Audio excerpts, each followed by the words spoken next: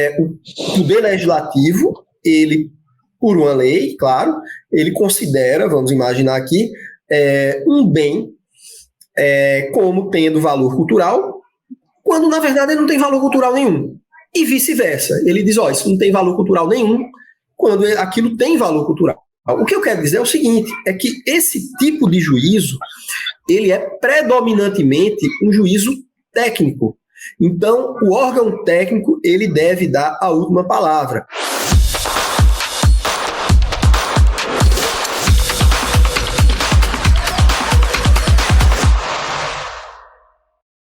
Olá, esse aqui é mais um episódio do Direito Ambiental na Prática, o DAP. É o primeiro episódio que eu, Thiago, gravo em 2023. Você já assistiu outros aqui nesse início de ano, do ano de 2023, mas esse é o primeiro que eu estou gravando hoje com um convidado que está retornando ao DAP. É a segunda vez que está com a gente, convidado especialíssimo. Mas antes de mais nada, eu quero desejar um ótimo ano de 2023 para você, que seja um ano próspero, cheio de alegria, prosperidade, bênçãos, que o seu ano seja realmente maravilhoso e que você, advogada, profissional da área ambiental, possa desenvolver sua profissão, sua atividade da forma mais plena e próspera possível e, é claro, sempre acompanhando os conteúdos aqui do Direito Ambiental na Prática. Antes de mostrar para você quem é o nosso convidado, essa altura você já sabe, já viu a thumbnail, mas antes de ele aparecer aqui pra gente, é claro, não esquece de deixar teu like aqui, deixar teu joinha, apertar no coraçãozinho aqui, apertar no joinha para que compartilhar esse vídeo também, e compartilhar o link desse vídeo.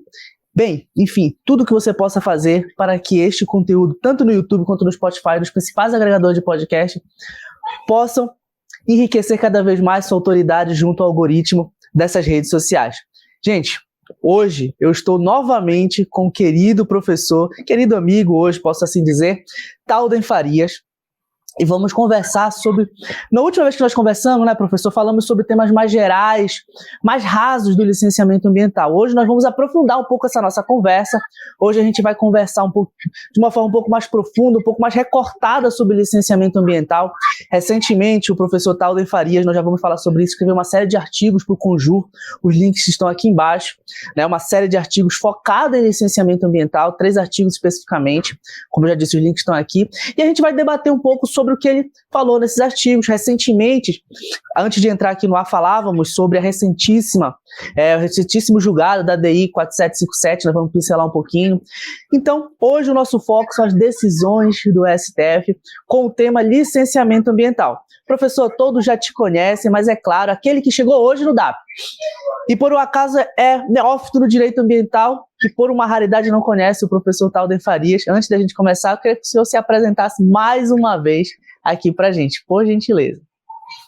Bom, eu queria agradecer o convite ao DAP, ao amigo Tiago Martins. Para mim é uma alegria, uma honra estar aqui nesse espaço que hoje é tão admirado, já é referência na advocacia ambiental. Então, para mim é uma honra estar aqui pela segunda vez.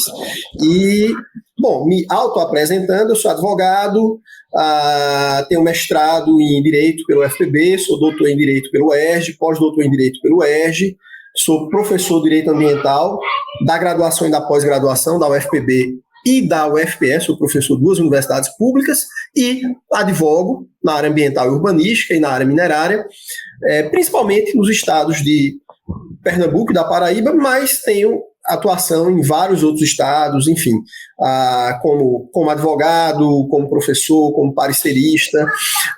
A minha característica em termos de carreira profissional é que eu tenho 22, vou fazer 23 anos de atuação ininterrupta e quase que exclusiva na área do direito ambiental. No direito ambiental eu me encontrei, me apaixonei, fiz vários amigos, como é o caso exatamente do professor Tiago, então para mim é uma alegria, uma honra estar aqui. E quero dizer também que já encontrei vários amigos advogados, até conhecidos, ou seja, recém-conhecidos que falavam, olha, eu escuto o DAP, tem muita coisa interessante, tem muita coisa bacana, e de fato eu sou um fã desse canal, certo? Escutei recentemente a participação da doutora Gabriela, excelente, falando sobre política nacional de resíduos sólidos, e eu queria destacar aqui, antes de devolver a palavra, exatamente essa questão prática do direito ambiental, que é o tema, que é o nome, inclusive, do canal, porque,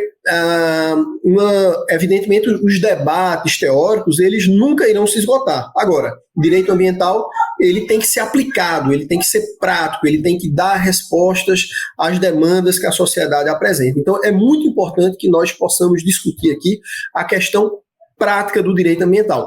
E esse debate meu com o Tiago, ele se deu exatamente em razão de uma discussão na jurisprudência. Eu sempre falo para os colegas, os alunos, enfim, olha, não esquece de citar a jurisprudência, porque às vezes o pensamento ele é interessante, mas existe uma total falta de sintonia com a realidade. E a jurisprudência é o direito sendo aplicado pelos tribunais. Então, o nosso debate ele tem esse casamento, essa origem na prática do direito ambiental. Excelente, professor. E realmente essa foi a ideia aqui do DAP, de trazer o direito ambiental aplicado, né, no dia a dia, que a gente possa materializar, tornar algo tangível aquilo que a gente estuda dentro na universidade, no mestrado. Nós que somos professores, inclusive das cadeiras de pós-graduação, e às vezes acabamos emergindo demais, né? Não que o demais seja ruim, mas acabamos emergindo demais em aspectos mais abstratos, mas também somos advogados e necessitamos trazer isso para o dia a dia para resolver a situação do seu João, da empresa X, do estado, do município, enfim, para que nós possamos, de fato, fazer o direito ambiental ser aplicado no dia a dia na sociedade, para que ele não seja só uma construção de ideias, né, a ermo. E justamente sobre isso que eu achei muito interessante, né, essa sua série de artigos que o senhor nomeou Licenciamento Ambiental e Pauta, né, essa série de 3 artigos que você escreveu lá no Conjur. E nessa empreitada, ela partiu de uma análise de 19 julgados, não foi isso, professor? 19 julgados do STF, e eu queria saber, antes da gente pensar alguns pontos mais específicos sobre esses assuntos, e eu tenho várias dúvidas, né, eu tenho estudado muito a jurisprudência, principalmente ali sobre questão de licenciamento e também ocupação do solo urbano, questão STF, STJ, mas eu queria saber do senhor quais foram as suas primeiras impressões quando você analisou esses 19 julgados, que são recentes. Tá? Às vezes, 19 julgados, você tem aí 10 anos de julgado. Mais ou menos, né, professor? Se a gente for analisar, é bem menos do que isso, né, em relação a esses 19 julgados. Então, quais são as suas impressões e como hoje o STF enxerga esse tema de licenciamento ambiental da sua perspectiva inicial? Olha, por uma questão de justiça, essa trilogia ela foi feita junto com o Matheus Stalivieri Costa e a Jaqueline de Andrade. O Matheus ele é um advogado brilhante, da mais alta qualificação, faz doutorado na Fundação Getúlio Vargas, é meu co-orientando, ele é orientando o professor Carlos Ari Sundfeld, e a Jaqueline ela é concluinte do curso de Direito, também é uma pessoa extremamente estudiosa, extremamente dedicada. Então, surgiu exatamente de um debate que partia exatamente dessa perspectiva, o seguinte, olha, o direito ambiental, na perspectiva do Supremo Tribunal Federal, especialmente, inicialmente a ideia era o olhar no âmbito do controle concentrado em constitucionalidade, já que ele vincularia não só a todo o poder judiciário, mas todo o poder público, toda a administração pública de maneira geral. Então, a ideia...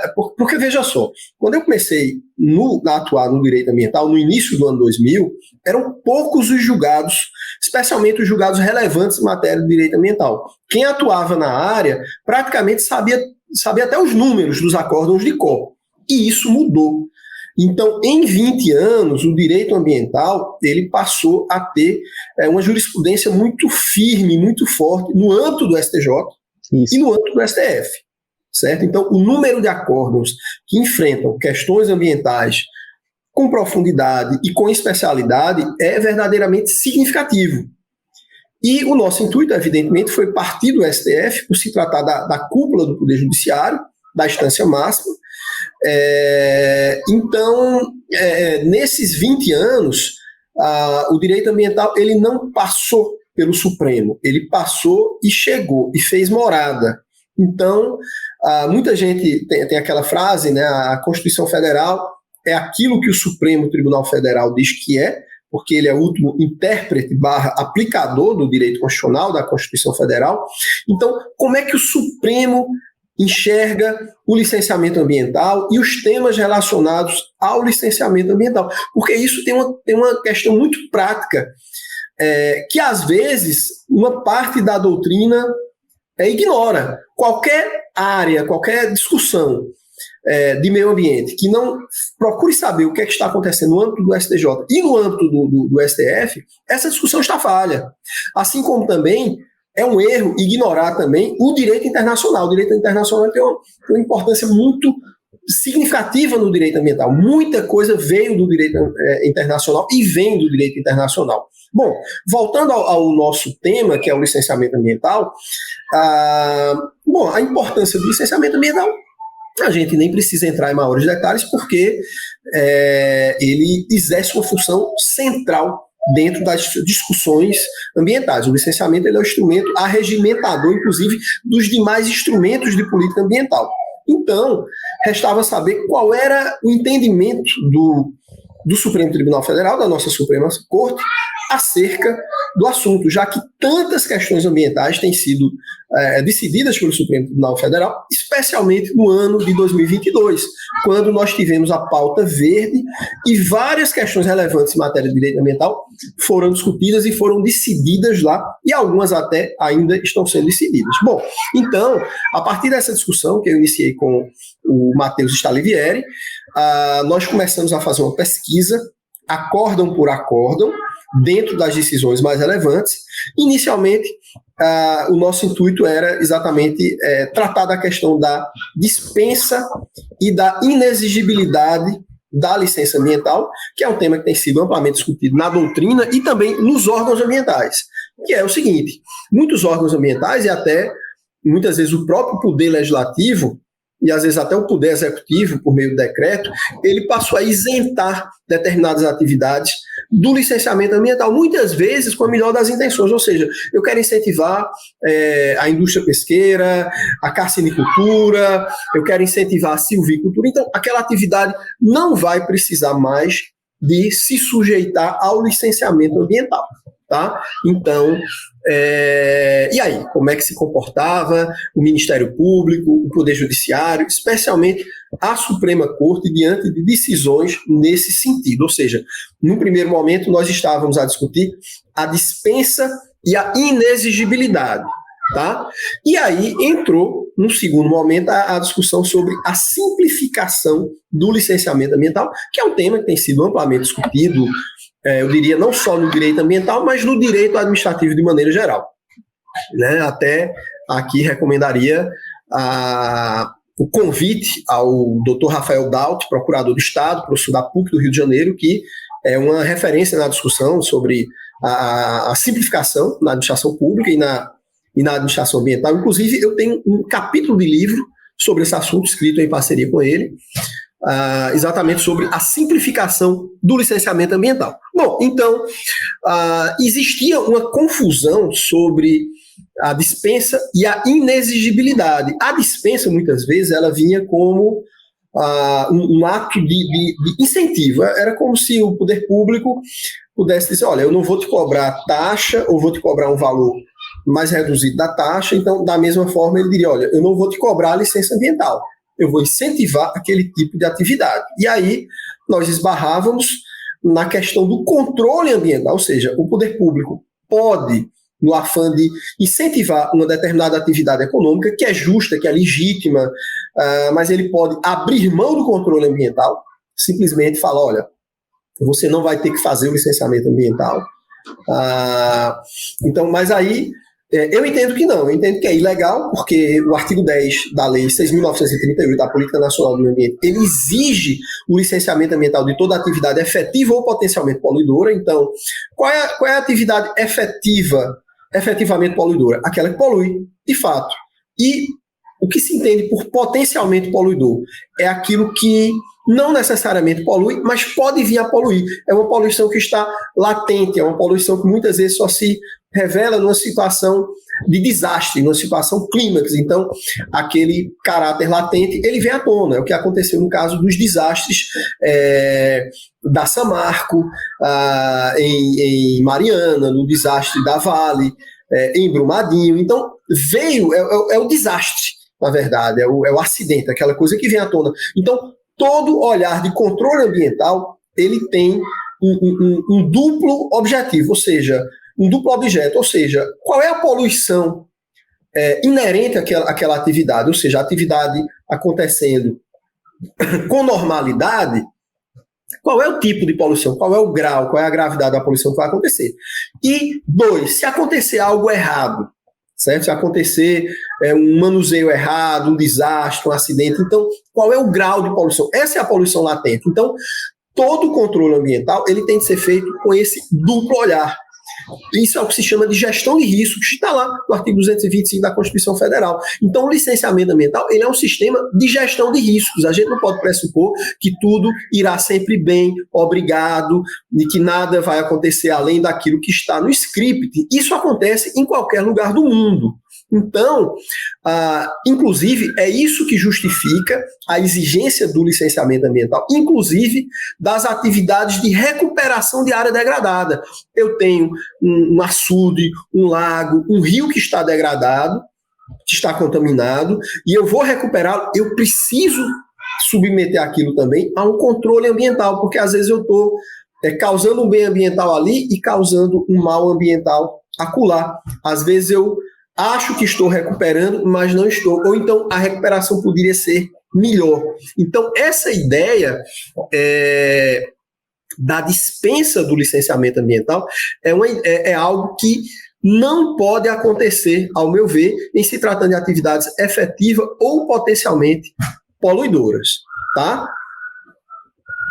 Professor, aproveitando já esse seu gancho, então, já falando da dispensa e questão dispensa e inexigibilidade, o senhor estudou, né, dentro desses, junto com os seus parceiros, né, e de extrema competência, e eu fico muito feliz de ter você ter ali trabalhado junto com uma graduanda, finalizando o curso, né? Nós como professores, eu acho que é o mais legal de tudo, em vez de chamar o colega ali, né, com todo respeito, que é doutorando, então com o colega de profissão, a gente está fortificando uma carreira consolidada, mas quando você puxa ali alguém que está na graduação ali, a gente não faz às vezes ideia do impacto que esse apoio, que essa confiança tem, né? Como eu sempre cito, assim, a Luciana Fonseca fez isso comigo. Enfim, isso me tirou de todos os outros meus planos que eu tinha ali na advocacia e me colocou unicamente na área do direito ambiental. Então, eu lhe parabenizo aí por essa atitude e também parabenizo a colega, já chamando assim, também com certeza já temos alguém aí já adentrando já com muito gabarito aí na área do direito ambiental em breve.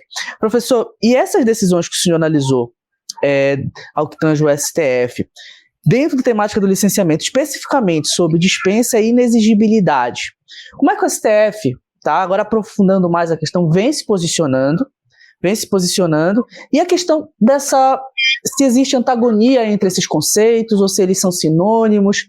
Fala um pouquinho mais da gente sobre a questão de dispensa e inexigibilidade, como o senhor já apontou o seu entendimento, mas como é que o STF vem construindo o entendimento da Suprema Corte em relação a esse recorte específico do licenciamento, que é algo muito sensível, realmente muito sensível. Perfeito. Olha, muito boa sua referência à questão da importância do aluno de graduação. Para mim, é o aluno mais criativo, porque muitas vezes o aluno de mestrado, de doutorado, ele está pautado pela metodologia. E o aluno de graduação, ele arrisca, ele faz sugestões que muitas vezes nós não teríamos coragem de fazer. Então, excelente referência também a professora Luciana, que é um nome nacional na área do direito ambiental. Aliás, o Pará tem grandes nomes no direito ambiental, além do Tiago Martins, quem me dera. O Jorge Alex Atias, o João Daniel de Sá, a Fernanda Sequeira, o professor Éder Benatti, enfim, são tantos nomes, o Mauro Almeida, e com certeza eu estou cometendo aqui algumas injustiças em razão da memória e do tempo. Bom, mas essa discussão ela é extremamente importante porque já se fala que não se pode modificar a realidade por decreto. O licenciamento ambiental ele deve ser um procedimento eminentemente técnico. Então, ele deve ficar a cargo dos técnicos dos órgãos ambientais. Então, no caso concreto, o servidor do órgão ambiental ele deve identificar o grau poluidor daquela atividade. Então, a partir desse grau poluidor, as exigências serão feitas. A gente tem que lembrar que o artigo 170, inciso 6 da Constituição Federal, estabelece que as exigências e o controle ambiental será proporcional aos impactos ambientais gerados. Ou seja, o nosso olhar aqui é um olhar em cima dos impactos ambientais. Às vezes, é uma empresa que tem uma arrecadação bilionária, mas que gera impactos ambientais de menor monta. Às vezes é uma empresa que tem uma arrecadação mediana, mas que o segmento dela gera impactos ambientais de grande monta. Então, o olhar ambiental não é o olhar tributário. Não deve haver essa confusão. Então, o que é que acontece? Cabe, e aí eu entendo que é uma prerrogativa do Poder Executivo, eu diria mais do que do Poder Executivo, é uma prerrogativa do órgão técnico. Então, não cabe ao Poder Legislativo, por meio de uma lei, seja lei complementar, lei ordinária, ou ao próprio chefe do Poder Executivo baixar um decreto dizendo, olha, isto é poluidor ou isto não é poluidor. Isso tem um impacto ambiental X ou isso tem um impacto ambiental Y ou 3X, porque isso é o órgão ambiental que vai auferir. O órgão ambiental foi criado com aquela função, aqueles técnicos, aquelas carreiras que foram ali estabelecidas, existem para isso. Teve uma decisão do ministro da STJ, chamado o ministro Castro Meira, salvo engano, ele era desembargador federal da Quinta Região, então, que ele disse, olha, atividade de criação de camarão em viveiro, carcinicultura ou carcinocultura, não é uma atividade poluidora. Então, a julgar por aquela redação, por aquele acordo, então, olha, ao pé da letra, seguindo esse acordo, então, se não é atividade poluidora, eu não tenho que fazer nenhum tipo de estudo ambiental, eu não tenho que fazer nem licença ambiental, nem nada, eu estou isento de tudo, a atividade não é poluidora. Então, evidentemente, não é algo que um juiz vai caber ao juiz auferir isso, é um juízo técnico. Isso entra naquilo que nós compreendemos por discricionariedade técnica. E o Supremo Tribunal Federal, em reiteradas decisões, especialmente de 10 ou um pouco mais anos para cá, ele tem corroborado o entendimento de que o poder público não pode dispensar uma atividade efetiva ou potencialmente poluidora do seu controle ambiental, que, em regra, é feito através do licenciamento ambiental. Ou seja, a dispensa do licenciamento ambiental, ela não deve se dar de maneira antecipada e de maneira indiscriminada para um determinado segmento econômico. Agora, no caso concreto, o órgão ambiental, ele pode, havendo uma justificativa técnica, principalmente uma justificativa jurídica, mas principalmente uma justificativa técnica, ele pode simplesmente concluir o seguinte, olha, essa atividade não tem um potencial poluidor. Então, ela não vai se sujeitar ao licenciamento ambiental. Então, o órgão ambiental, com base em critérios técnicos, no caso concreto, esse aí é o grande diferencial, Tiago, que é o seguinte, no caso concreto, o órgão ambiental, ele pode muito bem auferir que aquela atividade, ela não está sujeita ao licenciamento ambiental. E aí entra naquilo que eu queria dizer, ou seja, não existe uma receita de bolo. Então, eu posso ter uma atividade que, em princípio, não esteja sujeita ao licenciamento ambiental, mas que, naquele caso concreto, ele está sujeito ao licenciamento ambiental. E vice-versa. Uma atividade que, em regra, esteja sujeita ao licenciamento ambiental, mas naquele caso, dadas as suas dimensões, as suas peculiaridades, ela não esteja sujeita ao licenciamento ambiental. Então, e qual é a grande questão disso? Além das as peculiaridades do caso concreto, o projeto, as especificidades do projeto, e mais do que o projeto, o lugar. O licenciamento ambiental, ele é territorial. Então, eu posso ter uma atividade que não esteja sujeita ao licenciamento ambiental, mas naquele território, sim. Por quê? Porque é uma área ecologicamente frágil, tem espécies da fauna e da flora ameaçadas de extinção, sabe? Então, o caso concreto, ele vai dizer muito sobre o licenciamento ambiental. Eu não posso, por exemplo, olha, eu vou instalar, o governo federal vai fazer aqui 15 aeroportos, é o mesmo projeto, é o mesmo projeto, mas a legislação de uso do solo é diferente, a vizinhança é diferente, a disponibilidade hídrica é diferente, o adensamento populacional é diferente, a qualidade do solo, a direção dos ventos, a qualidade, a quantidade dos ventos. Então, tudo isso muda. E aí, essas decisões do Supremo Tribunal Federal são importantes no sentido de prestigiar o órgão ambiental para que, no caso concreto, ele possa se posicionar e dizer, olha, essa atividade, sim, tem que se sujeitar ao licenciamento ambiental porque o seu grau poluidor é X, é Y, é Z.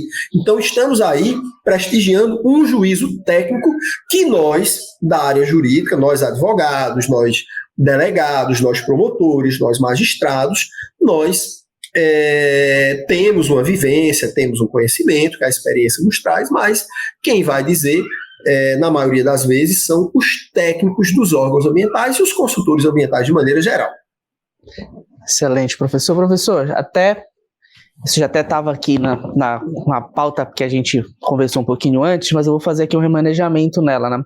Antes de entrar na questão da simplificação... Eu estou atrapalhando a pauta, né, Tiago? Não, pelo contrário, muito pelo contrário. Aqui a cabeça vai fervilhando. Mas porque a gente vai conversando, né, e a coisa vai fluindo, né?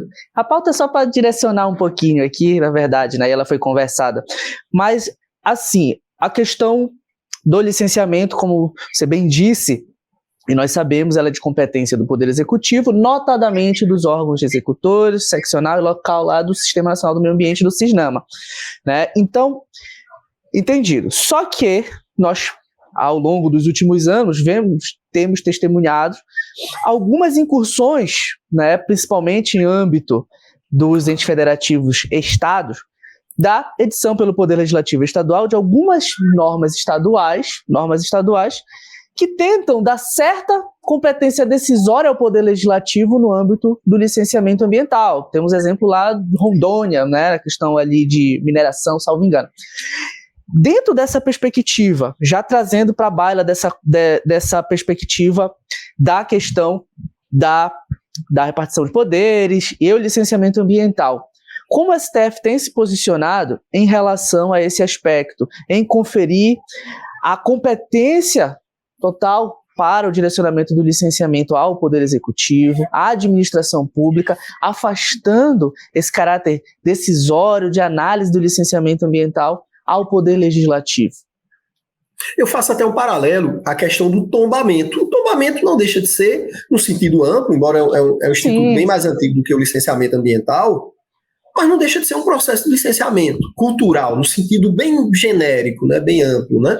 Então, o que é que acontece? Imagine o Poder Legislativo, ele, por uma lei, claro, ele considera, vamos imaginar aqui, um bem como tendo valor cultural, quando, na verdade, ele não tem valor cultural nenhum.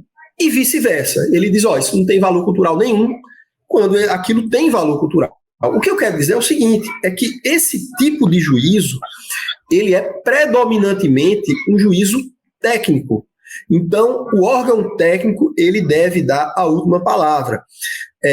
Nós temos um princípio constitucional, que é o princípio da separação dos poderes. Então, essa lei citada, do caso de Rondônia, como já teve outras normas também, no sentido parecido, seja ambiental ou não, em que havia uma vinculação, certo, ao próprio poder legislativo, ou o poder legislativo ele interferir no licenciamento, ao meu ver, isso interfere, além da questão material do direito ambiental, de haver um comprometimento, né, da proteção desse valor constitucional, mas isso interfere na autonomia, na independência dos poderes. Nós estamos falando de um procedimento que é que ele tramita única e exclusivamente no âmbito do poder executivo. Claro, o poder legislativo, como qualquer cidadão, como qualquer esfera de poder, como qualquer órgão público, ele pode pedir informações, ele pode fazer sugestões, ele pode acompanhar. O princípio da participação é uma mola mestra do direito ambiental, mas as decisões do Supremo Tribunal Federal nessa matéria, elas têm tentado assegurar a autonomia do órgão ambiental na condução desse processo. E aí nós teríamos o seguinte entendimento. A dispensa é algo feito de maneira, em regra, prévia, antecipada e geral para um determinado setor, um determinado grupo de atividades. Pode haver também, aí já seria uma exceção, uma dispensa para um empreendimento específico, certo? Muitas vezes com a melhor das intenções de desburocratizar ou de incentivar aquela atividade econômica. Então, ao meu ver, isso não pode ocorrer. Por exemplo, tem vários, eu falei da questão do acórdão da cassinicultura, tem vários estados onde existe um decreto que dispensa do licenciamento ambiental atividades de cassinicultura ou de piscicultura, dentre várias outras. Então, isso não é possível. Por exemplo, tem lugares onde existe também uma dispensa, ora por lei, ora por decreto, de habitação social. Olha, mas o Brasil precisa de habitação social. De fato, precisamos muito. Mas e aí, se nós abrirmos mão do controle ambiental, estaremos criando um monstro. Vai ser feita moradia de qualquer maneira. Então, resolvendo um problema aqui e criando um problema, às vezes até mais grave, acolá. Quando, na verdade, não são bens incompatíveis. Bom, então, a dispensa, ao meu ver, ela não pode e não deve ocorrer. O que pode ocorrer é a inexigibilidade. A inexigibilidade é quando o órgão ambiental simplesmente constata que aquela atividade não tem potencial poluidor e que, portanto, não estaria sujeita ao licenciamento ambiental. Então, é possível, claro, tem decisões do Supremo Tribunal Federal que não são tão claras nesse sentido, mas em outras decisões é possível ver uma perfeita distinção entre a dispensa, que não é permitida, certo? Porque você estaria abrindo mão do controle ambiental, e a inexigibilidade, que é quando a atividade simplesmente não tem potencial poluidor, assim constata o órgão ambiental, e, portanto, ela não tem que se sujeitar ao licenciamento ambiental. Então, por exemplo, olha, eu faço aqui uma igreja, aí, no caso concreto, o órgão ambiental, olha, não precisa de licença ambiental. Olha, mas aquela igreja é uma igreja enorme, vai ter muito trânsito, muita gente, muita poluição sonora, então tem que ter um controle ambiental, e o lugar onde ela está também, enfim. Então, nós temos de respeitar o juízo técnico do órgão ambiental. E aí, qualquer interferência do poder legislativo, por mais bem intencionada que seja, ela vai resvalar em inconstitucionalidade. Excelente, professor. E aí, pegando mais um gancho do que você falou, vamos ali para o famigerado debate da simplificação do licenciamento ambiental.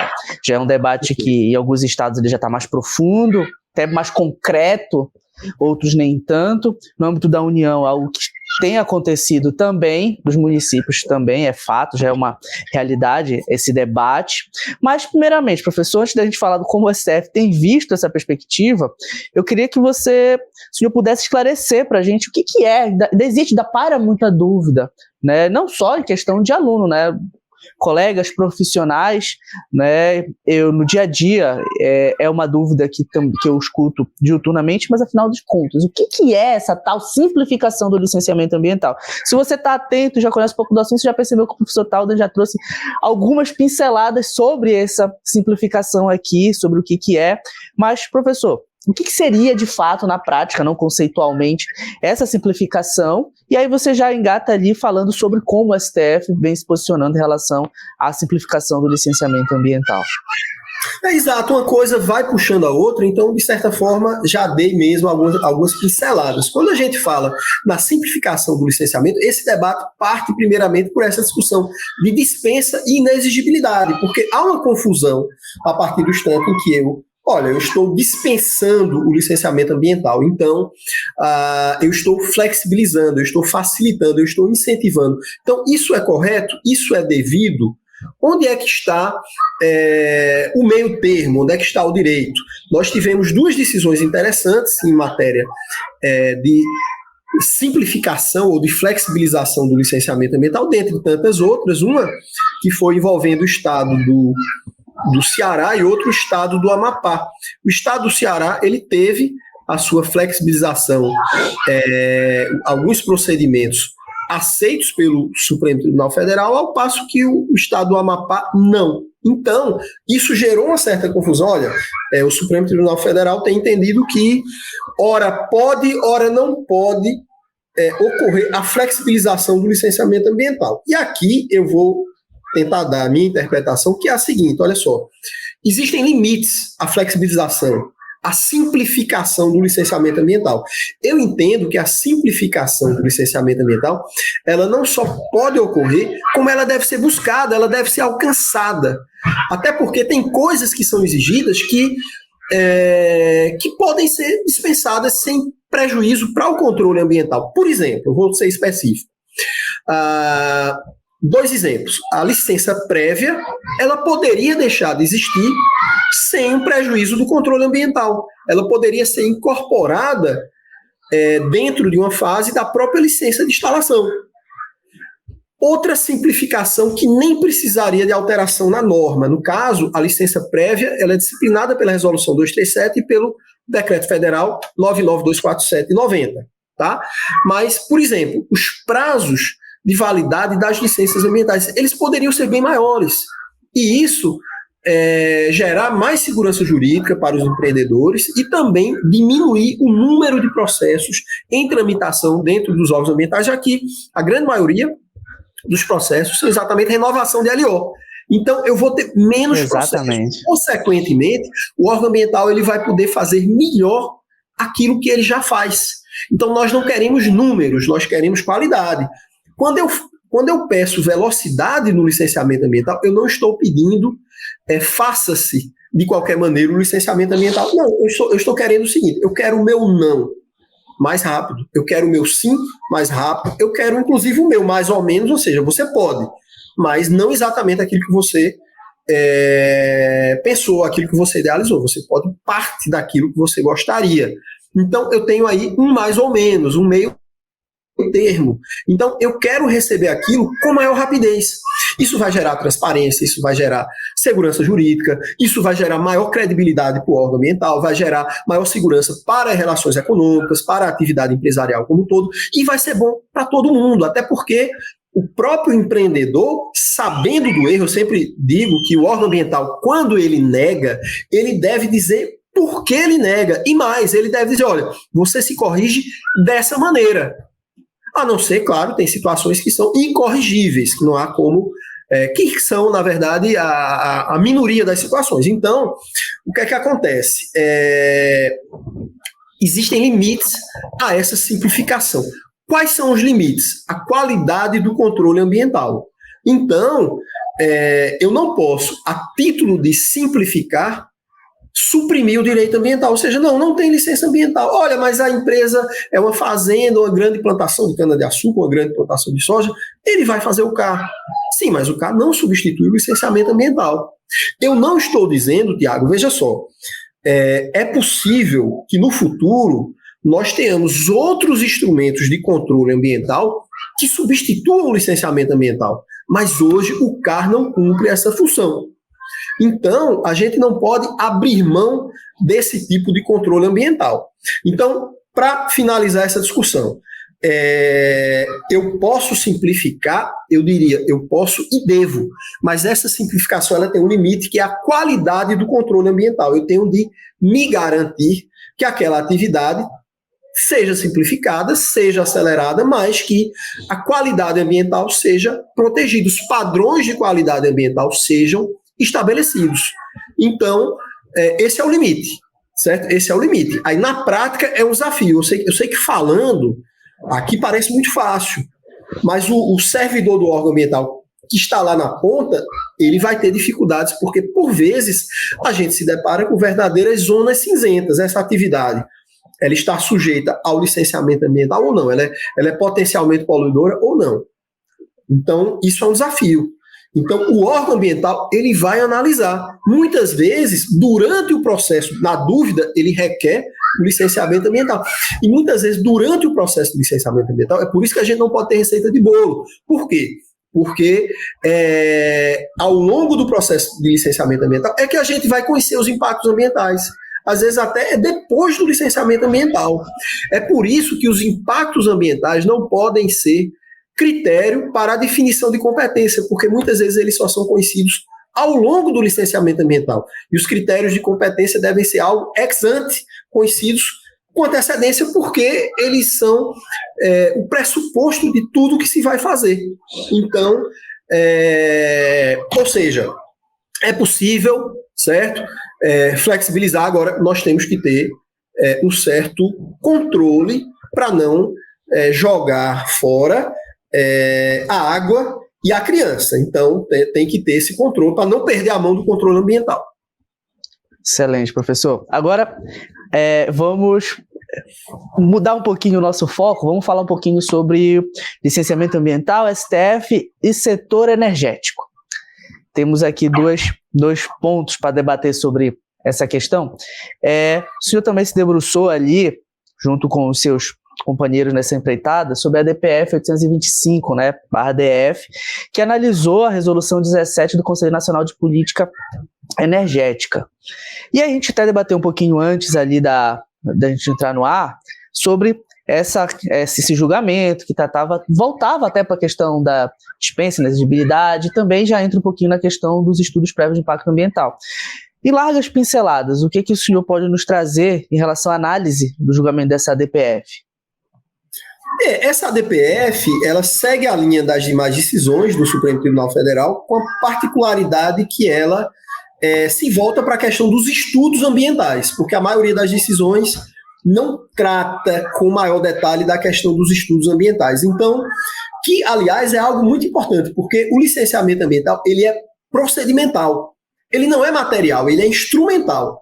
Então, a materialidade do licenciamento ambiental, ela se dá por meio dos estudos ambientais e dos relatórios técnicos e da análise ambiental. Então, um licenciamento ambiental bem feito, os estudos ambientais, eles são até mais importantes, com certeza, do que tudo mais do processo de licenciamento ambiental. Então, essa ADPF 825, ela prestigia o licenciamento ambiental, o controle ambiental, a autonomia técnica dos órgãos ambientais, diante do caso concreto, diante das exigências técnicas, e especialmente no que diz respeito aos estudos ambientais, que são exigidos pelos órgãos ambientais e analisados por eles, feitos pelo empreendedor, mas analisados pelo órgão ambiental que, com base naquele estudo, ao final vai conceder aquela licença, aquela outorga, aquela anuência, aquela autorização e daí por diante. Então, a peculiaridade dessa ADPF, que trata da resolução 17 do Conselho Nacional de Política Energética,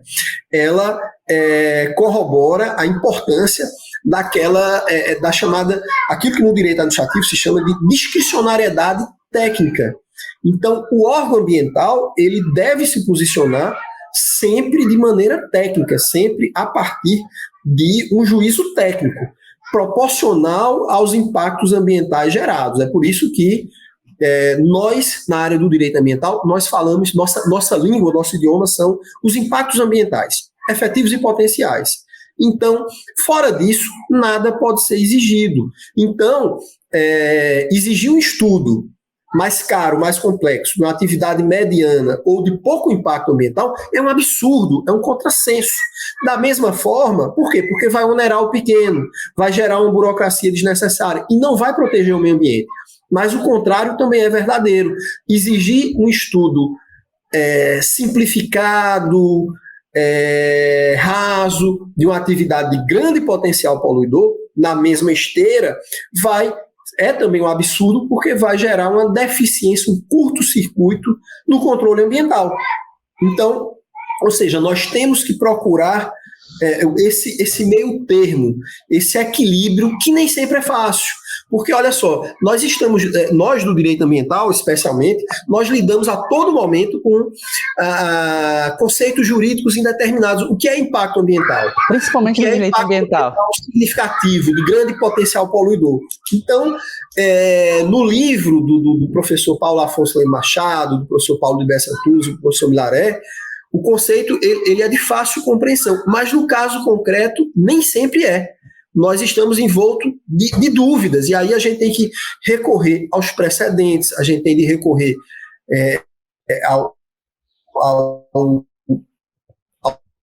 aos princípios do direito ambiental para encontrar uma clareza nessa imensa selva que é o direito ambiental brasileiro. Entendido. Excelente, professor.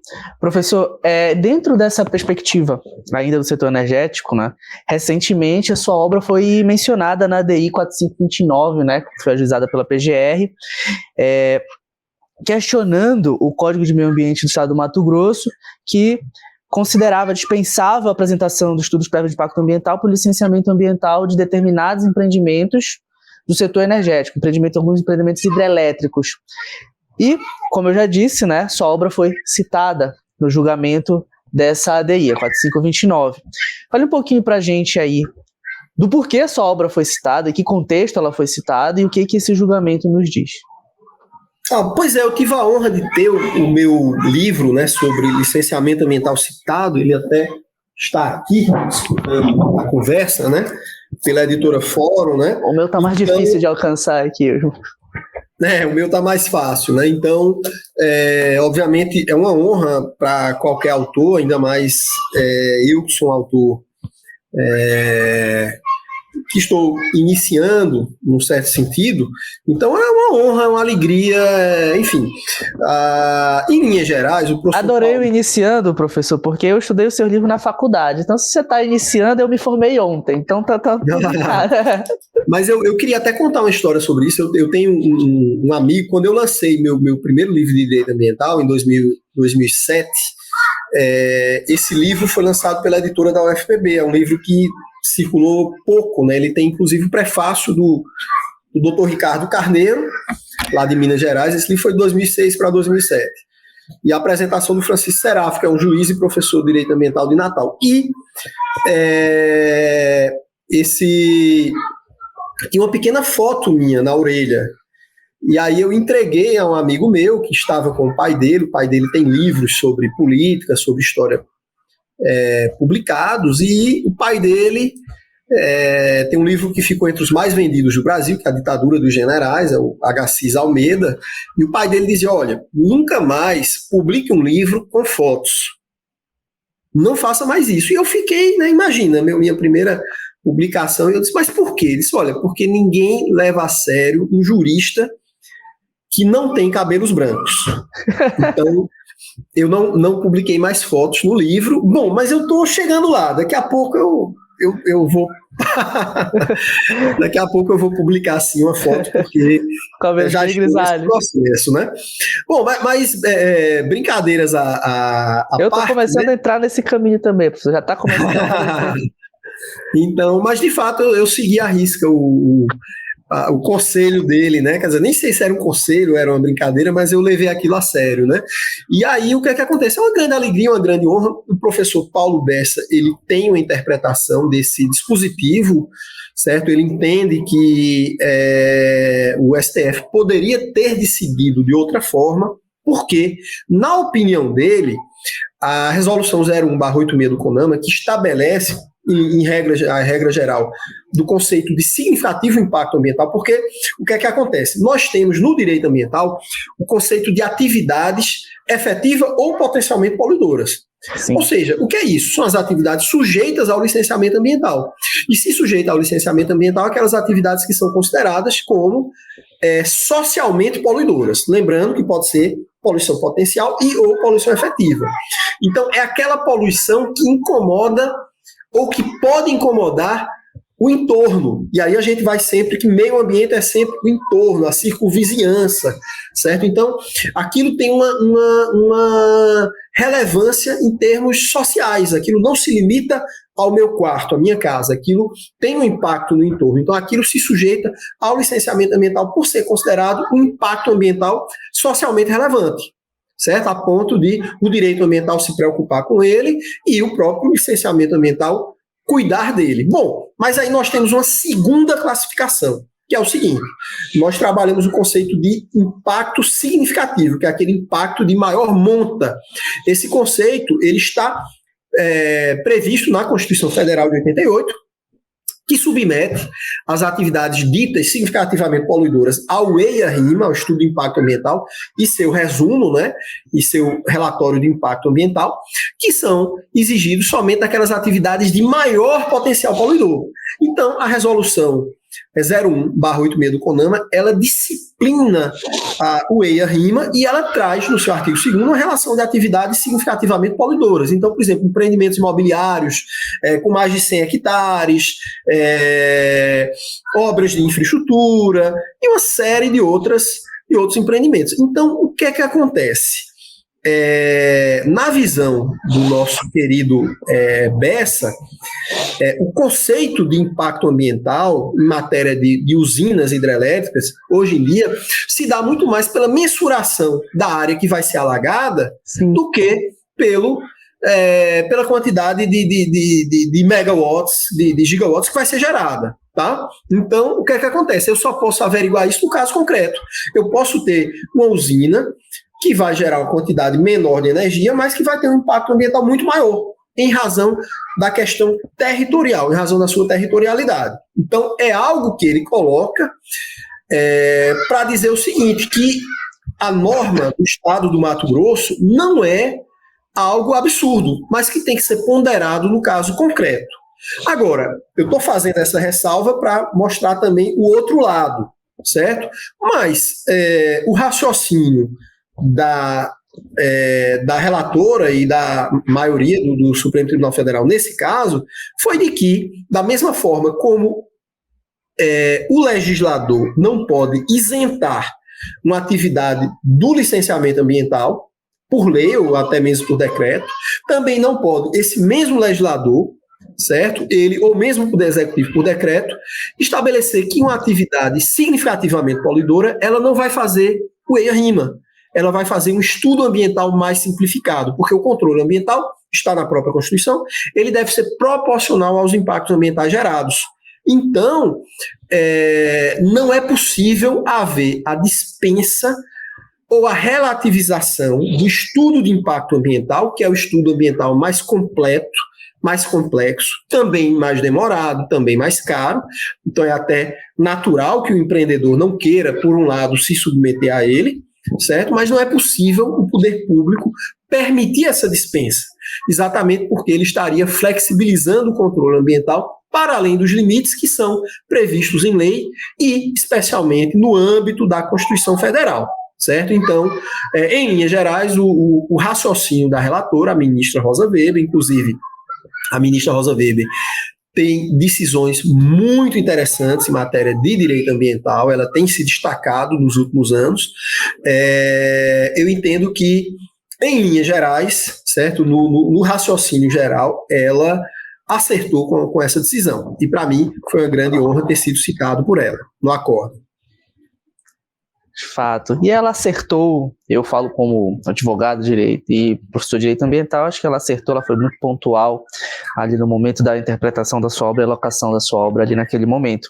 De fato, ao posicionamento do professor Bessa, com quem inclusive eu falei recentemente, tratando de outros assuntos também, é muito plausível, de fato, é algo realmente que deve ser levado em consideração sempre, né, quando se trata de qualquer fala do professor Bessa, tem que ser levado em consideração, mas levando para o critério estritamente técnico, de fato é bastante plausível ali. Mas eu concordo com o senhor em relação à decisão da ministra, não, em relação a essa decisão e em relação também referendo ali a questão ali, de fato, ela tem se destacado nas suas decisões em relação à matéria ambiental.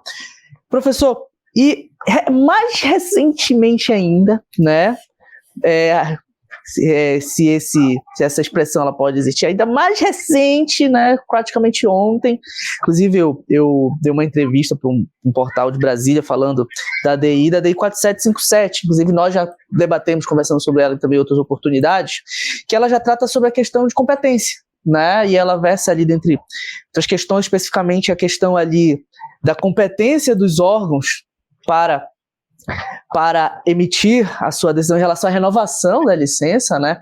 A gente já vai ali para o artigo 14, parágrafo 3º, parágrafo 4 da Lei Complementar 140, e também fala sobre aquela questão ali da repartição de competência, especificamente ao que tange a autuação administrativa ali do artigo 17 da Lei Complementar 140, a prevalência do auto de infração do órgão detentor da competência licenciatória, aquela conversa que, enfim, que já existe desde antes, já é algo tenebroso desde antes da Lei Complementar 140, né? E parece que com a Lei Complementar 140 de 2011 ainda não conseguimos chegar, né, no equilíbrio dentro dessa questão aí, sobre essa repartição de competências administrativas, que elas são comuns, com base no parágrafo 1 do artigo 23 da Constituição. Então eu queria que você falasse um pouquinho sobre a ADI 5747, quase não sai, 5747, tá? E sobre as perspectivas, principalmente a questão ali do artigo 14, parágrafo 3º, que faz uma remissão ao artigo 5º, aquela questão ali das competências subsidiárias, né? Que, a meu ver, mesmo com a decisão, ainda ficou um pouco confusa a situação. Exatamente. Na verdade, estamos aguardando a publicação do acórdão para saber exatamente sobre o que nós devemos nos debruçar. Eu fiz o meu doutorado na UERJ sobre a Lei Complementar 140, é um tema de minha maior afinidade.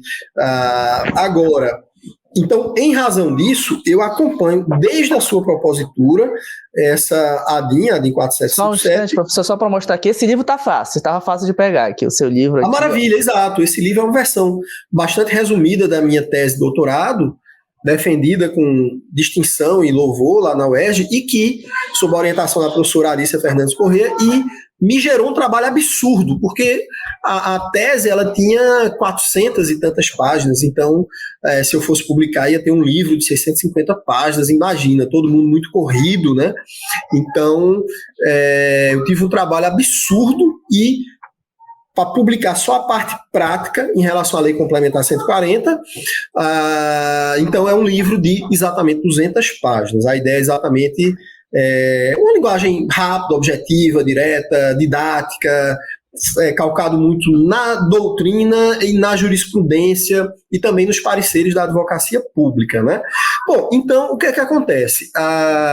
Tem algo errado no direito ambiental brasileiro quando a quase unanimidade da doutrina afirma que o maior problema do direito ambiental brasileiro é a definição de regras de competência. Nós estamos diante de algo que é preliminar, ou seja, nós devemos estabelecer as regras do jogo para começar a rolar a bola em campo, né? Não, né, todo mundo jogando e não, a regra é essa, a regra é aquela. É mais ou menos o que acontece ainda no direito ambiental brasileiro. Então, a Lei Complementar 140 surgiu em dezembro de 2011, ela é muito bem-vinda. Eu tenho esse livro que foi mostrado aí pelo Tiago, pela Lumen Juris, já está em segunda edição, e também tive a oportunidade de organizar um livro pela editora Merak, com 47 autores sobre a Lei Complementar 140, também muito legal. Tá bom, eu sou suspeito, né? Mas tirando o meu capítulo, muito legal a publicação. E aí, Tiago, o que é que eu queria destacar aqui? A Lei Complementar 140, ela tem o objetivo de aliar dois valores, a proteção ambiental e a segurança jurídica, que é o pressuposto básico do direito, das relações sociais, das relações econômicas. Então, esse deve ser o sentido de qualquer interpretação feita dessa lei, porque antes havia uma atuação concomitante de 2, de 3 órgãos ambientais fazendo a mesma coisa. Consequentemente, nós tínhamos 2, 3 órgãos ambientais que também não faziam nada, porque nessa indefinição de competência todos perdemos. Bom, e aí, de maneira geral, eu gostei da decisão da ministra, que é relatada pela ministra Rosa Weber. Ela acerta ao referendar a constitucionalidade da norma, certo? Mas houve 2 pontos aqui que eu queria destacar. O primeiro é a questão da competência supletiva, que é quando nós sabemos que os órgãos ambientais brasileiros, eles têm um número muito grande de demandas que cresceram de forma exponencial nos últimos 15 anos, por diversas razões. Então é muito comum que o sujeito peça a renovação da licença e o posicionamento do órgão não saia em tempo hábil. E aí aquilo, tendo o empreendedor solicitado a renovação com pelo menos 120 dias de antecedência, certo? Eu sempre falo pelo menos, porque eu já vi muitas vezes o empreendedor, ele espera dar 120 dias para ele requerer. E aí, às vezes, aquele dia número 120 acontece alguma coisa, todo mundo pode acontecer, e aí ele perde o prazo, tá? Porque, olha só, se ele requer o mesmo tipo de licença, a sua renovação com 120 dias de antecedência, ocorre aí uma prorrogação tácita. E aí, enquanto não houver uma prorrogação tácita, ou seja, ele não pode ampliar, mas ele pode atuar nos mesmos termos da licença expedida anteriormente. Consequentemente, já houve uma análise da viabilidade ambiental do empreendimento na forma anteriormente proposta. Então, está tudo dentro dos conformes, certo? Ok.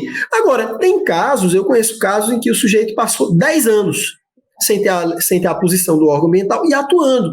Esse tipo de caso tem que ser fiscalizado pelo Ministério Público, pela ouvidoria, pela controladoria, pelo Tribunal de Contas, pela sociedade civil, organizada e desorganizada também. Então, o que é que acontece? A ministra, ela entrou num detalhe que não interessa a ninguém, que é, se o órgão ambiental demora, então haveria um deslocamento de competência. Então vamos imaginar aquele licenciamento ambiental do IBAMA, certo? Há um atraso, e aí não, agora o IBAMA vai perder, não vai mais atuar naquela área, vai para o Estado. Primeiro, não há uma definição da norma se vai para o Estado ou se vai para o município. A norma ela só trabalha essa escala do município para o Estado, do Estado para a União. Exato. Então, trabalha. Se for da União, vai para onde? Se for do município, vai para o Estado, onde é que tem esse balizamento? Não tem em lugar nenhum, a gente pode até presumir, a gente pode até sugerir, mas não tem isso de maneira expressa. Outra coisa, para o órgão ambiental, isso é ruim, porque aquilo, de certa forma, demonstra uma certa falência, um atestado de incompetência ou de desleixo por parte dele. Para o outro órgão, é ruim porque ele vai pegar um tipo de licenciamento que ele não está acostumado a pegar, que vai dar muito mais trabalho e que ele, embora ele possa convalidar os atos, mas ele vai ter que analisar tudo. Então, na prática, ou ele começa do zero, ou mesmo convalidando é como se ele tivesse de começar do zero. Então, e ele já está atolado de tantos processos que ele não tem interesse em ter um processo a mais. E para o empreendedor, isso é pior. Por quê? Porque ele diz, olha, se o órgão onde meu processo está tramitando há tanto tempo não analisou em tempo hábil, imagina o outro órgão que não é originariamente competente para tanto. Então, é algo que ninguém tem interesse. Ainda vou ter que provocá-lo, né? Ainda vou ter que provocar o outro órgão, dizer, olha, agora tá contigo, então é que o filho é teu. Exato, e aí ninguém quer esse... Pois é, ninguém quer aquela história, quem pariu o Mateus que o embale.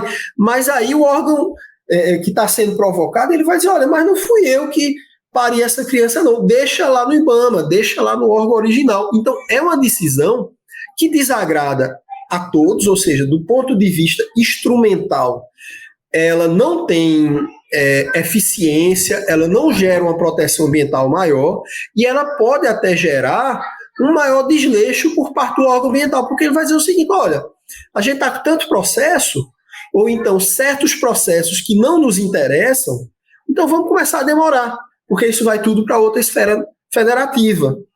Então, assim, isso pode ter desdobramentos que hoje nós não conseguimos alcançar, que nós não conseguimos imaginar. E, como eu falei, nem é bom para a relação entre os órgãos ambientais, não é bom para o empreendedor, não é bom para o controle ambiental, ninguém ganha com isso. Então, ao meu ver, esse ponto é algo que foi equivocado. Obviamente, nós estamos esperando a redação do acórdão para podermos entrar com os embargos declaratórios, certo? Eu quero dizer que, inclusive, eu tive a oportunidade de atuar nesse processo na condição de advogado, representando a ANAM, a Associação Nacional dos Órgãos Ambientais Municipais.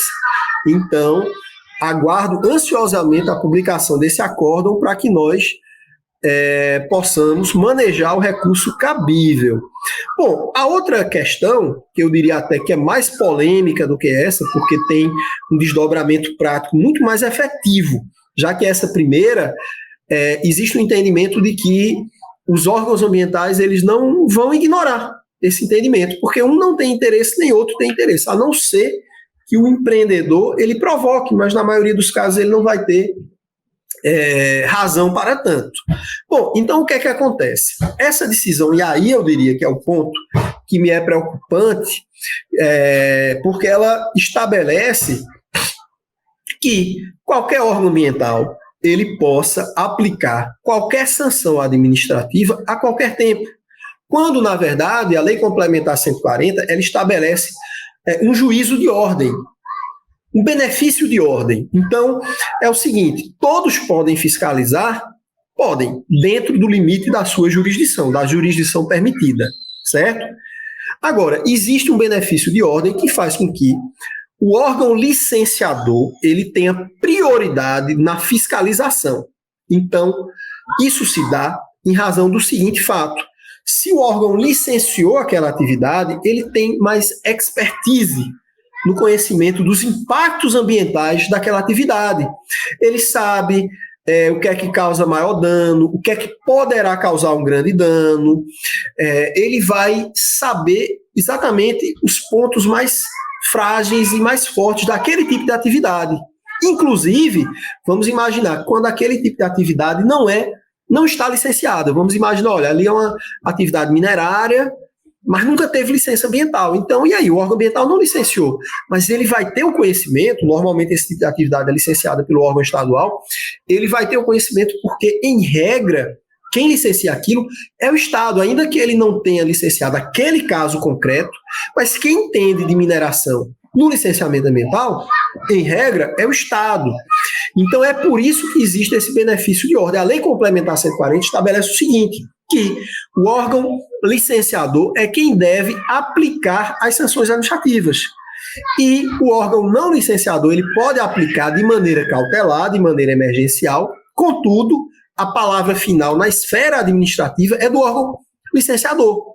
E se o outro órgão, por acaso, ainda estiver insatisfeito ou contrariado, ele pode denunciar ao Ministério Público, ao Tribunal de Contas, à ouvidoria, ele pode, inclusive, ingressar judicialmente, já que ele tem legitimidade para interpor uma ação civil pública, ele pode fazer uma notícia-crime, enfim. Então, ele não deve... Olha, mas eu discordo. Mas o órgão licenciador vai fazer assim. Então, se ele não tomar as providências, isso significa que ele concordou. Então, ele tem de provocar as instâncias responsáveis. Qual é a ideia da Lei Complementar 140? É que na esfera administrativa, na relação entre os órgãos ambientais, prevaleça a autuação e a atuação do órgão licenciador. Certo? Por quê? Porque ele conhece mais ou presume-se que ele conheça muito mais daquela atividade. Então, essa decisão do STF, nesse aspecto, demonstra um retrocesso que vai gerar aquilo que se chama de guerra fiscal ambiental. Então, imagina, o Estado licenciou uma atividade e aí ele chega o município lá e multa, chega o IBAMA lá e multa. Às vezes é uma questão política, uma disputa política, uma obra que dá muita repercussão política para aquele prefeito, para aquele governador. Então o outro vai, mesmo sem ser o licenciador, mesmo contrariando totalmente o órgão licenciador, ele vai embarga, ele vai criar um obstáculo. Então, pelo que nós lemos do resumo, pelo que nós ouvimos, a decisão do Supremo Tribunal Federal, nesse aspecto, especificamente, ela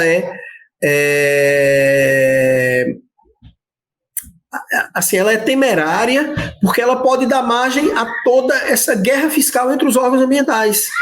Ou seja, aquela disputa que havia antes e que a lei complementar 140, eu não diria que ela acabou, mas ela diminuiu de maneira significativa, então pode voltar tudo como era antes.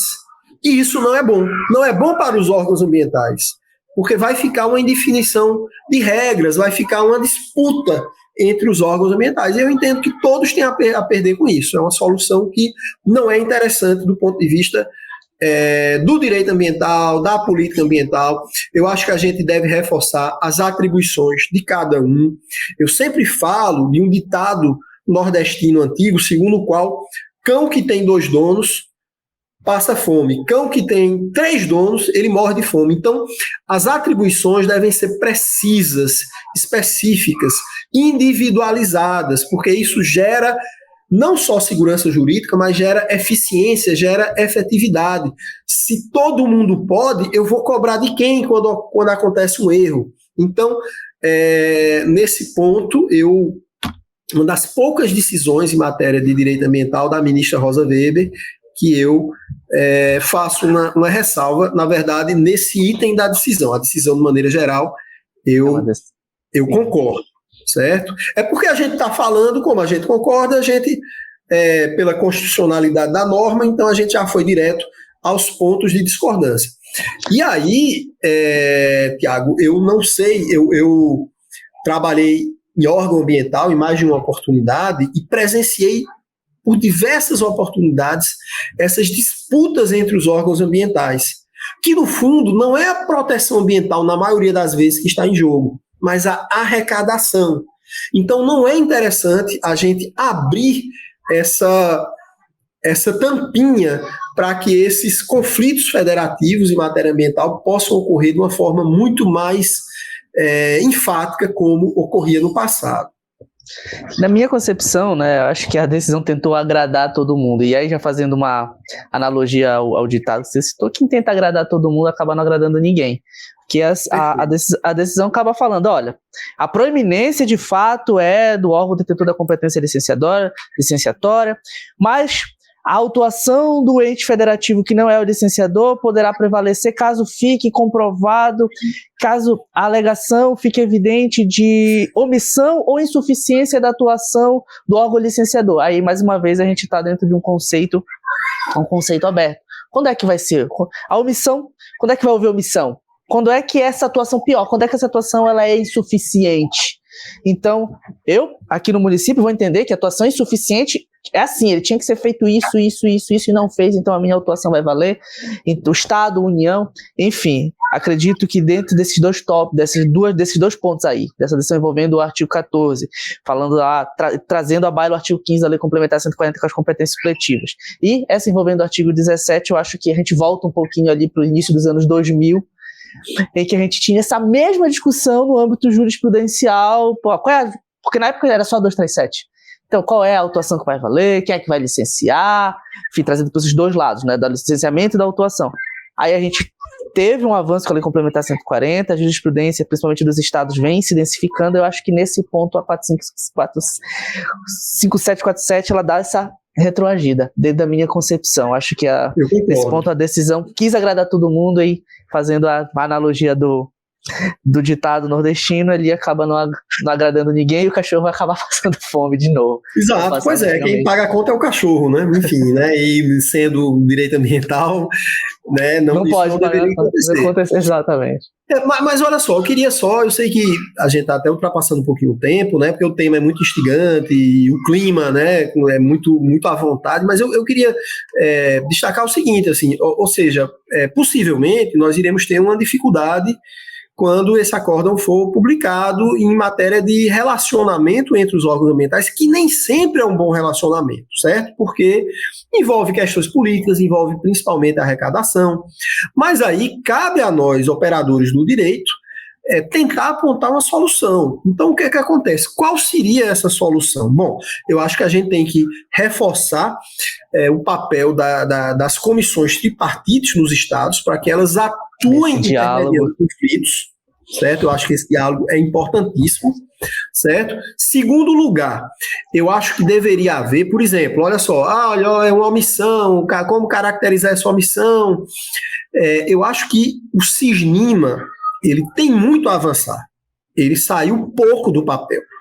Certo? Exatamente. Então, eu acho que deveria haver, em cada estado e nacionalmente, um canal nacional de troca de informações entre os órgãos ambientais, em que um órgão ambiental ele instasse o outro a se manifestar sobre determinado assunto, certo? Ou até a dar sugestões sobre determinado assunto. Então, por exemplo, um órgão ambiental, verificado uma determinada situação, ele no próprio sistema eletrônico, ele faria uma advertência ao outro órgão ambiental. Passado um determinado prazo, então, nós poderíamos admitir que ele perdesse essa prerrogativa, essa prioridade, nem que fosse temporariamente. Da mesma forma, esse canal serviria para fazer a interação dos órgãos intervenientes do licenciamento ambiental, que é outra lacuna.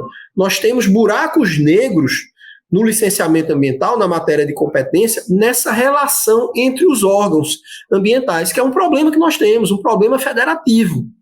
Não é um problema exatamente do direito ambiental, é um problema maior, um problema federativo. Então, como se dá a relação entre os órgãos ambientais no Estado, no âmbito nacional, e como se dá essa relação entre órgãos ambientais e órgãos não ambientais, mas que, ao menos eventualmente, interferem no licenciamento ambiental.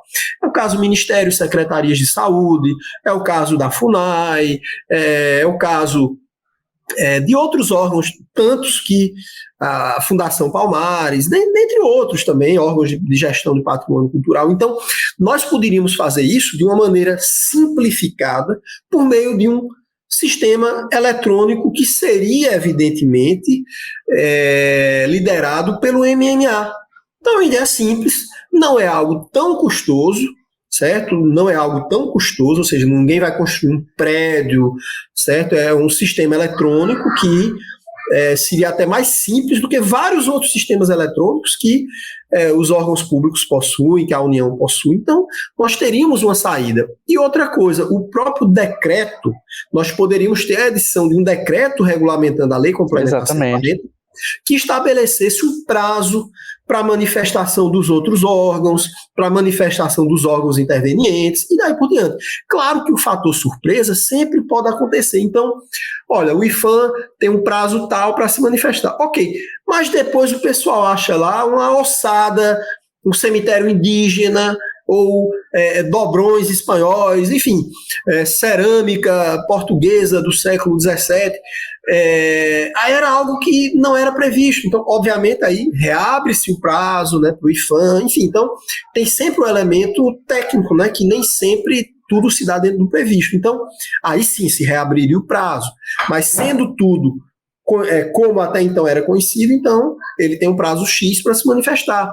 E eu acho que isso daria celeridade, transparência e geraria uma proteção maior ao meio ambiente. Exatamente, professor. Professor, magníficas essas palavras, mais uma vez. Tiago, uma aula. Eu peço perdão por eu estar ultrapassando aí o tempo. Acho que nós temos mais de uma hora. Embora a gente não tenha... Ninguém falou sobre o tempo, né? Mas não. Eu acho que... A gente não está passando nada. Né?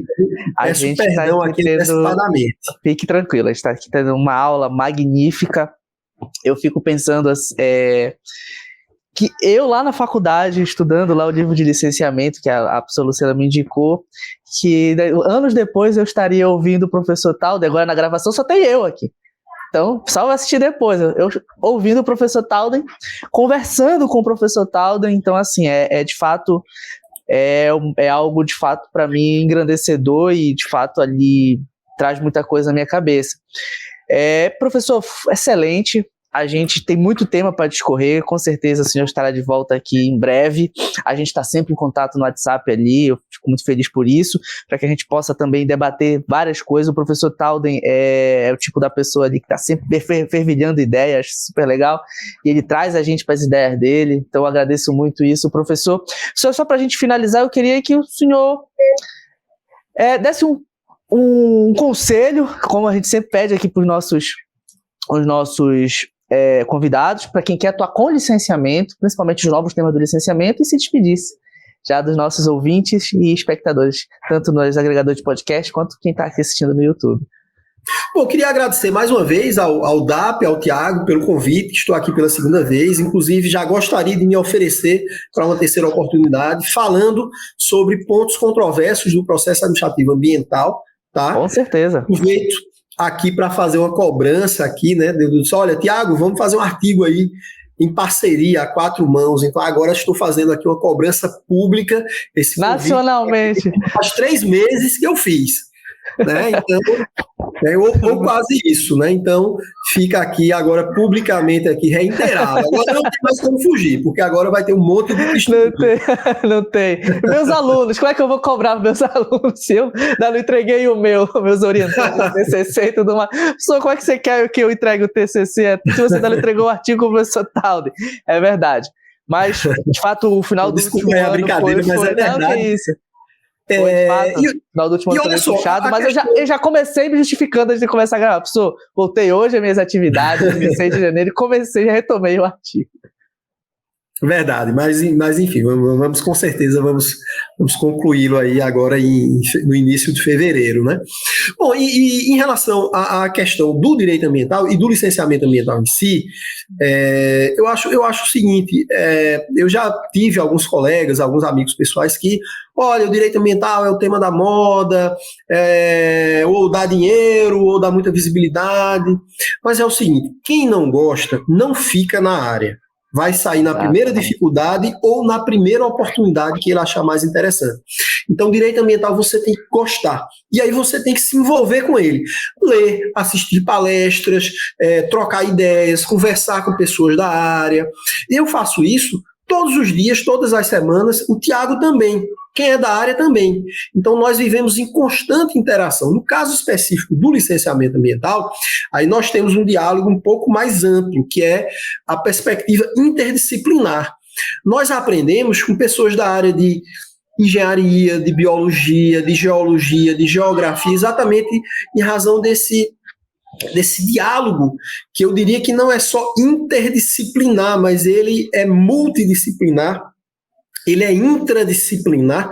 Tem horas que nós estamos discutindo coisas que nós não sabemos nem assim, olha, isso aqui é o quê? Ciências humanas, ciências sociais, ciências da natureza. Então, o conhecimento disciplinar, interdisciplinar, nas leituras, ele é importantíssimo, ou seja, não ler apenas sobre direito, que é a nossa área, certo? Mas ter um tempo reservado para ler sobre questões técnicas, interagir também com os técnicos.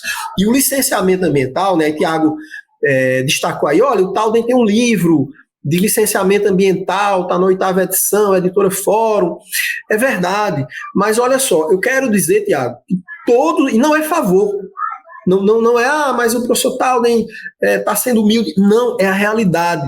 Todos os dias eu aprendo sobre o licenciamento ambiental e aprendo muito com as pessoas que não são da área jurídica, tá? Então é um conselho que eu dou, procurar também o conhecimento não jurídico, tanto por meio de livros, publicações, etc., como interagindo com os técnicos do setor.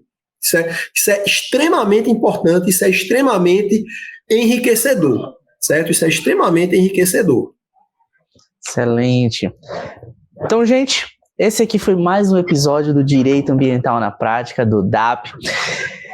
Você já sabe, nós estamos disponíveis tanto no YouTube, você pode assistir, ver a imagem aí, o professor Talden fez questão de ficar de terno, porque ele sabia que o DAP ia ficar no YouTube, né? Mas também, inclusive, ouso dizer que a nossa maior audiência está nos agregadores de podcast, no Spotify. Inclusive, final do ano, eu tive a honra de receber um print, né? E eu vi ali que um dos podcasts estava no topo dos podcasts mais ouvidos do professor Talden. Então, exato, isso não é porque eu falava com o Tiago que eu escutava todos os episódios, eu acho que ele achava que era brincadeira, mas eu recebi era o mais ouvido, né? Exatamente porque eu aprendo muito. Inclusive, tinha profissionais ali que eu não conhecia o trabalho, né? O Roberto Ventura falando sobre REURB, o Arthur Buava, o Franco falando sobre loteamento.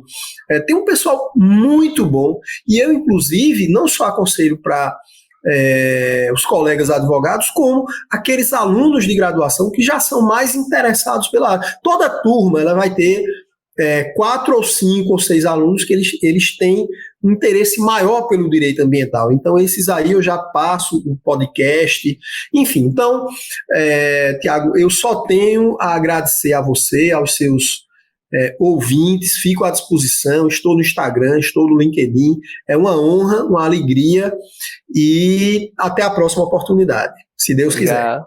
Então, siga o professor Talden no Instagram, o link do Instagram dele está aqui embaixo na descrição, e é claro, olha, já deixa teu like, deixa teu joinha aqui, compartilha esse vídeo com que ele possa gerar valor, compartilha o link do Spotify, do Deezer, enfim, de qualquer agregador de podcast que você esteja assistindo, é muito importante para que a gente possa continuar ganhando relevância junto ao algoritmo, seja do YouTube, seja do agregador de podcast, e claro, contamos com você aqui, ouvindo, assistindo nossos episódios do DAP. Forte abraço, gente, e até o próximo episódio.